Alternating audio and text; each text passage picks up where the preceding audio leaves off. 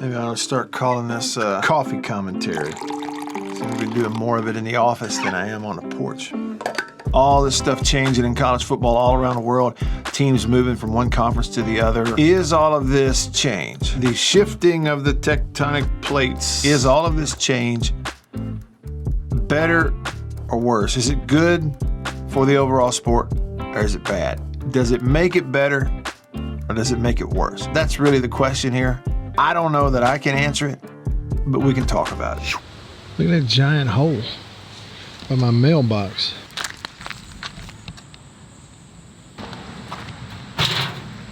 It's kind of like the hole the Pac12 is leaving in the college football landscape. I think people are sort of split on whether or not college football is better off or worse now than it used to be under the old sort of system and format. I think if you go and you interviewed 100 or 1,000 or 10,000 college football fans, it's going to seem like it's a little bit split. I hate to straddle the fence, but I'm somewhere a little bit in the middle. I'm trying to look at it without emotions. And I can certainly, on one hand, understand why a lot of it's happening. To a degree, I can see how you could make it work, maybe long term. At the same time, there's a lot of sadness to see the sort like a total breakup of what used to be a lot of the good things about college football: regionality, rivals, sort of a local feel. Very differentiated from the NFL in many, many ways. Yeah, and those are some examples of why I think people are split on it. But check out a few of these comments. These are just a few examples, but you've seen them and I'm seeing them all over social media. Washington and Oregon, they're leaving the Pac-12. They're probably headed to the Big Ten. Arizona State, probably headed to the Big 12. What does all this mean? The Pac-12 is pretty much dead, gone, over with. You got Matt Brown says, I realize this isn't an original thought or anything, but this particular realignment news cycle is legitimately making me sad.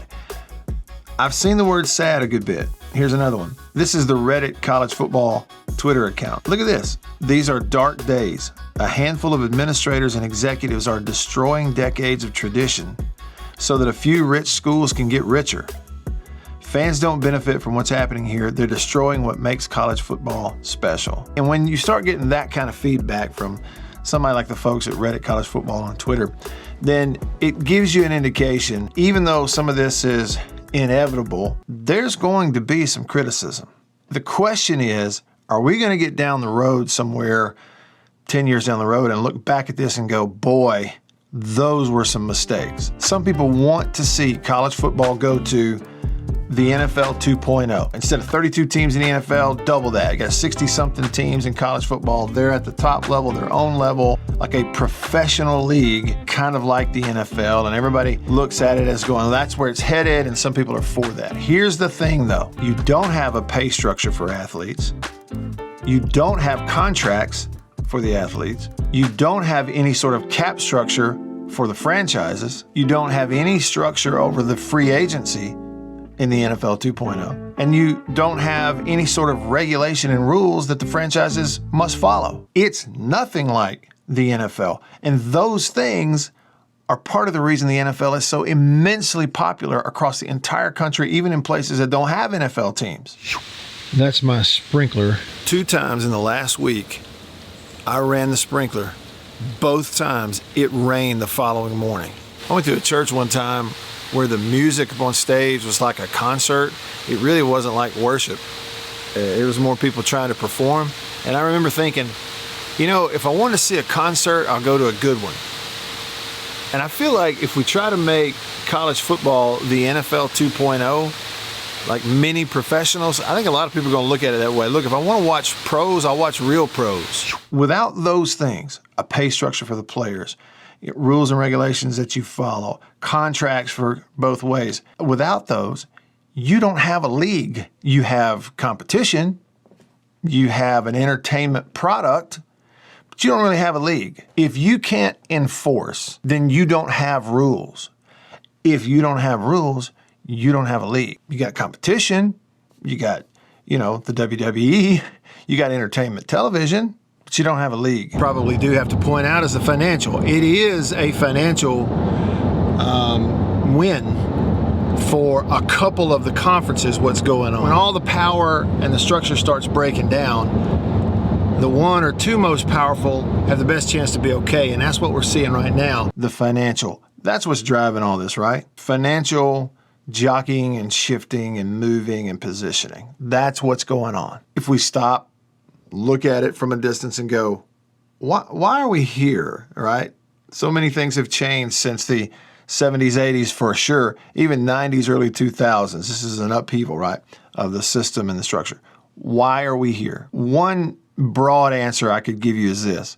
If you go back, look at every major decision by the conferences over the last 30 years, every major decision has largely been affected and judged upon one factor, and that's the financial. There's nothing wrong with making sound financial decisions, beneficial financial decisions, obviously, as long as it matches up with your mission, with your purpose. Outside of that, like, what are you doing? We're going to add teams to the SEC in the early 90s. Why? Money. Split the conference. Conference championship game, we're going to add that in 92. Why?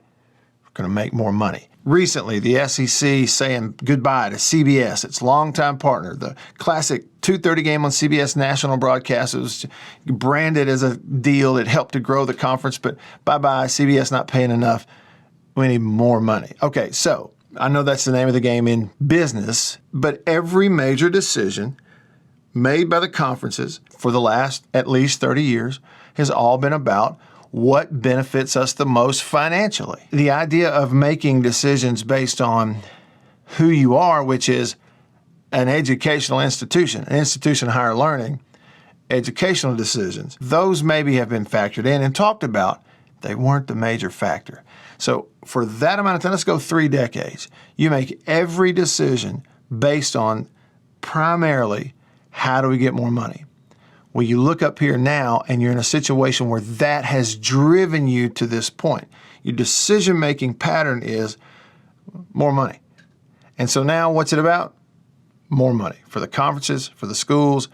And so any side effects of that you don't like or that I don't like, it's all about more money. And what about the regionality? Yeah, that's one of the things that in the old days, 70s, 80s, 90s, early parts of 2000s, like I said, we had the SEC versus Big Ten debate and all of that, and you could sort of take pride in your part of the country and your league. Regionality makes sense to fans and fan bases across the entire country.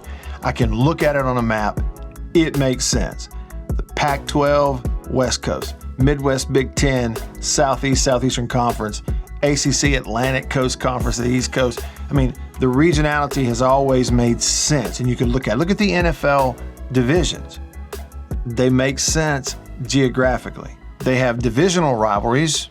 You play them more often, right? The Saints play the Falcons all the time. The Cowboys play the Eagles twice a year, every year. That never changes. So you have divisional rivalries, which a little bit more, locally, and within those divisions, it totally gets everybody engaged in the divisional rivalries. Then you have conference rivalries, because we've also got them split into 2 conferences that make sense, NFC, AFC, Cowboys, 49ers, right?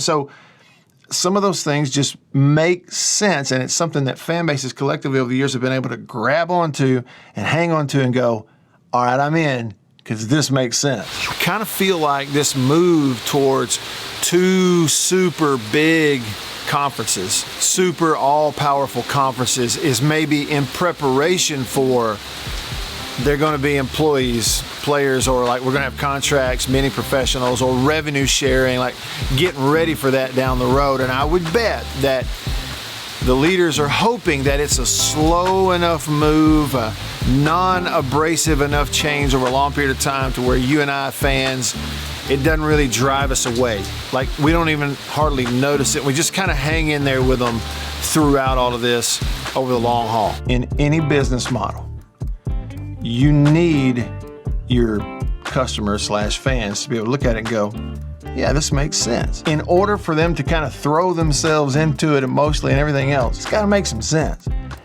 By doing away with the regionality that you've had, I'm not saying it won't work. I'm just saying it's a big risk. It's obviously a national sport now, But to try to take college football and build like an NFC and AFC, which is effectively kind of what's going on here, it's a little bit sad to see that go away. The regionality part of it, you know, the SEC pride, the Big Ten pride, the West Coast pride. What are conferences? What is a conference? Well, one way you could define it is it's organizing a bunch of members that are involved in a competition. It's an organization. You're organizing something. Well, if your conference or conferences are almost by nature disorganized, then what's the point of having a conference? A conference is organization. If it's disorganized, what's the point of having a conference? The only purpose then for the conference is a financial one. It's a financial organization. And that's great and well and good for the members now, but it can easily become flimsy if that's the only thing it's built on. You have to talk about TV because that's where the money's coming from. They survive on live sports. ESPN, they are not surviving or even, let alone thriving on any of their other programming. Talk shows, talking heads back and forth. They are not living and surviving off that. They are surviving off the live sporting events. The one thing they have left is a live ball game that will be appointment viewing that'll get me and you to turn it on at a specific time, and we got to see commercials whether we want to see them or not. That's what they're surviving on, and it's not just ESPN. So the fact of the matter is a disorganization regionally and of regional rivalries, all those things that look like negatives. The fact is the influx of all these television dollars, because TV has to have it, may actually offset some of the negative in the short term. What it means in the long term, we're going to have to wait and see. Here's kind of where I am on this. I used to be much more interested in sort of the overall college football product across the country as a whole. Even in the SEC, I used to be much more interested and pay closer attention to the other teams in the conference and learn about even some of the teams that weren't on our schedule at state. But it's just I've gravitated over the last 3-4 years more and more to where I'm now to a point where it's like if it's my team, Mississippi State, I'm in. I watch them play. I'm all about it. Know the players, care, emotionally invested, really just like I used to be. But when it comes to not my team, I just don't care. I used to care, it seemed like, a lot more about teams from other parts of the country, games, the Pac12 at night sort of thing. And I used to watch the Big Ten Network and learning about the history of Ohio State and Penn State. I wonder how many more people are that way. And I wonder if there's somebody else out there who could give us a better answer as to why. So ask yourself this question. Are you as interested in the whole college football product, teams outside of your state, outside of your conference, nationally, as you used to be before all of this conference breakdown, transfer portal, NIL stuff began? Ask yourself that question. When I say interested, I don't mean, are you going to listen to someone talk about conference realignment? Or are you going to click on something on Twitter? No, I mean, are you as excited and genuinely interested to watch the games? If that's what the goal is, to get people to just pay more close attention to their own team and just sort of let go of everything. Stop paying attention to other teams and other conferences and just don't care. Don't consume it. Don't look at it. Don't really give a flip. Just buy your own tickets, watch your own team, and then go fishing. If not, they would be wise to take a look at it. I'm not saying they can slow down this conference realignment, transfer portal, NIL train at all. It's a big locomotive going down. I'm not saying they can slow it down, but go ahead now and start preparing for the future and get in front of some of this other stuff, as opposed to trying to play catch up like they have done for the last 4 or 5 years, which I don't think that's working out too well for them. Now, everybody likes a happy ending, right? Well, maybe the non-Power 5 conferences, Conference USA, the Sun Belt, the Mountain West, maybe they get their own level in a national championship to play for. I think that would be fair. We shift these power teams and conferences away from everybody. They do the, mini NFL, NFL 2.0, whatever, get away. And that means that the non-Power 5 conference level gets their own level, their own division, and their own national championship. The Sun Belt. Conference USA, Mountain West, that level of football just beneath what we've called the Power Five. They have their own thing, they have their own playoffs, and they have their own national championship to play for. We've had a scenario where they would, from Indianapolis, look you straight in the eye and tell you that South Alabama was competing for the same championship as Alabama, and that the University of Ohio were competing for the same national championship as Ohio State. It's asinine. Here's the deal. If you give the group of five level their own championship, their own playoffs, their own national championship trophy to play for, more people will watch them. More people are going to watch an on-campus playoff game between Utah State and Southern Miss with the winner advancing than would ever watch those two teams play in like the New Orleans Bowl. If there is a shred of genuine concern about the student-athlete experience at that level, the non-power level, you got to care that you got these guys playing 4 or 5 years and they just have no shot at actually winning some sort of championship. And after all, isn't that what sports is about to a degree? Is having like a king of the hill at the end of all of it? Somebody who is a champion, and let's figure out, at least give you a shot to pursue that. I think that would be a good thing. Again, just my opinion.